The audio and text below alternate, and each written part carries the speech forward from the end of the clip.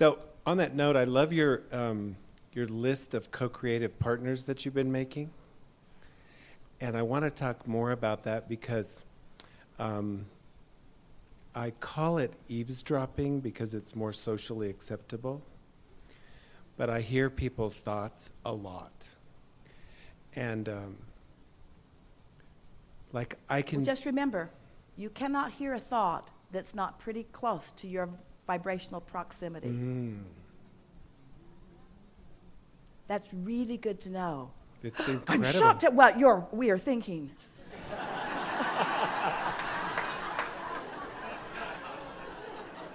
Well, like, I don't like casinos, and I go into a casino and I hear everyone saying, I'm losing.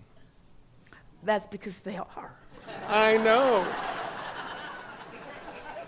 Don't go there. I hardly ever do, but my daughter lives in Las Vegas. Well, we're just playing with you, but that's Esther likes flying into Las Vegas with all of the optimistic people on the airplane. Yes. But when you fly out of Las Vegas with all of the dejected, poverty-induced people. I love a ball game because everybody is vibrating way up here. Well, are you trying to convince us in the effectiveness of conditional love? No. I'm trying to say that I'm trying to figure out this co-creative partner thing. Well, here's the thing. There's not too much to figure out because whoever's showing up in your experience is a co-creative partner, and law of attraction is managing it really well. So as you do the dance and you have the feelings, it lets you know who they are and who you are and what kinds of things you're creating. And you can parlay into better and better things.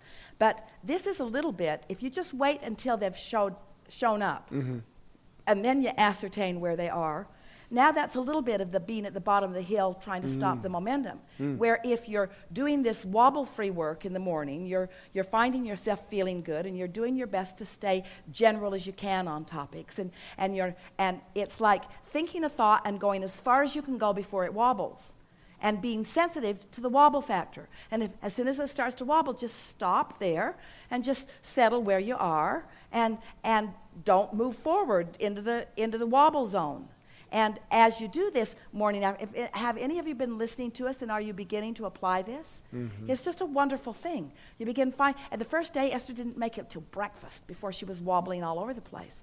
And then she discovered that if she doesn't read her email early on, that there are less factors for her to consider. And later on, once she's really stable, she can read anything. But first thing, not in a protective state, but in a conscious awareness of wanting to get my own momentum going in a direction that will really serve me and everyone who interacts with me, you see.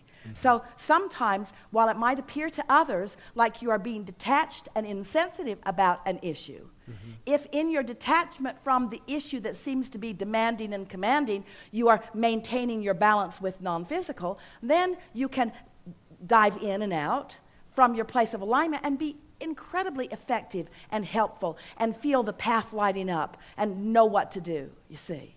There are many ways that you can interact with others from this place of inspiration, but no inspiration ever comes to you unless you are in alignment with who you are. Lots of motivation comes from knowing what you don't want, but inspiration only comes from being in that wobble-free zone, you see. And you can get so good at that you're just rarely wobbling, and the benefit of that is that most of the time you feel really good. And most of the time then, as your co-creative partners appear, the path beneath your feet, it's really an insightful, invigorating, exhilarating interchange between you see. Co-creation is not about problem solving. It's about life enhancement. And after a little while, you click into that and you really feel that. And then someone might sort of move in close in some ways to you, and you can evaluate if there's a vibrational compatibility or incompatibility. We're not asking you to try to size everyone up vibrationally and say to them, "No, I'm here, you're here, get lost." Because the fact that they're there means you're both sort of kind of there. Otherwise, they wouldn't be there. So what you might want to say to yourself about them is, there's something good for me here, and I'll figure out what it is, but I'm going to figure it out from my wobble-free place. And so often what happens is that attraction has happened in order to cause you to ask a question that you can't find the answer to until you get back to your wobble-free place. And then once you get back to your wobble-free place, then the answer comes and the co-creation has happened. Ooh, did you hear that? Mm-hmm. So, lots of your co-creative partners are going to help you ask the question, but they will not be anywhere around when you find the answer. Mm-hmm. Ooh. Oh. Ooh. Ooh. Well, don't you love that? But you have to sort of break loose of things because we love you so much, formed dependencies, we love you so much, unhealthy dependencies, we love you very much, on all kinds of people around you. And it disempowers you because then you're standing around waiting for them to do something different so that you can feel good. Never works out. Never works out.